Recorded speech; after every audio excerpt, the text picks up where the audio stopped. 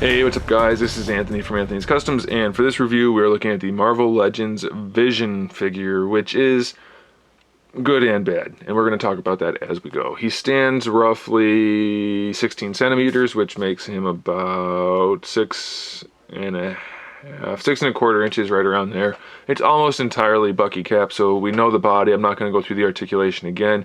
We have a new head, we have a reused fist hand, and then we have one of Spider-Man's wall crawling hands, which is an odd choice, but I guess it works well enough for Vision, I guess. Here's the thing. The head on this guy, it's not good. It's messed up, and maybe it's just mine. He's got some kind of growth on this portion of his head back here. It's way squared off and just weirdly shaped, and the rest of it I guess is okay. It's still not quite right. The jaw is kind of shifted, not a whole lot, but just a little bit. I think if it wasn't for that back part I'd be okay with it, but still be aware. Wow, be aware that it likes to fall and roll under the table. Alright, so as I was saying, be aware that it's possible that mine is the only one that's like that and it's just a mess up, or be aware that it might all have that. So look at the store, see if you can spot that growth on the right side of his head and try to avoid that if you can. Otherwise the head is okay. The paints aren't nearly as clean enough as they should be. The yellow part's okay, the eyes are okay, but since it's all paint work it should be a lot more clean around the edges. We reuse this same cape that it's just such an ugly cape. It's so narrow. I wish they would not keep reusing this. I mean, capes for superheroes should kind of go at least toward the shoulders, and this just makes the proportions of the body look off. So I don't particularly care for this cape, but it's not a huge deal. The paint job on the rest of the body, I don't know. The yellow, this side is not the same shape or size as this side. So we have this big point here and then a little wiggly point on that side. That looks really bad. The diamond here, not anywhere close to diamond shape, so that looks really bad.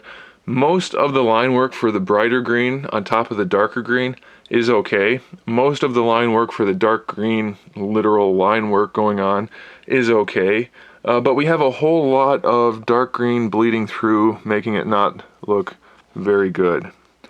It's okay. It's such a weird one because for the most part they did a good job, but the paint itself is not applied well. So the lines are for the most part clean, but then we have green poking through and then things like that. So it's kind of, I imagine some of these figures are going to look really good and some of them are just going to look like mine where they're just average. Once they're on the shelf, it'll be okay. You know, pose it and you won't even notice those issues. So it's okay like that. But if you're going to be looking at it up close, be prepared to spot lots of issues. Otherwise, he's fine. I mean, it's a nice iteration of Vision. It's probably the best one we have. The old ones aren't nearly as good as this, despite its few flaws. So I'm going to say I recommend it, but it's not a very good figure, technically speaking. I mean, it's all reused parts. So technically there's a lot of paint on it and a lot of paint application, but even those are not particularly good, especially that yellow up there. That really throws it off. So try to find one that has a good paint job and you'll be pretty happy, and then you can just try to ignore that lump on the side of his head. I don't know. I have really mixed feelings about this guy, so you guys probably will too.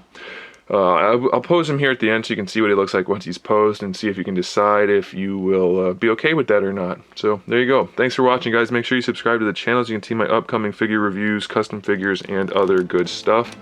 And in the meantime, keep collecting.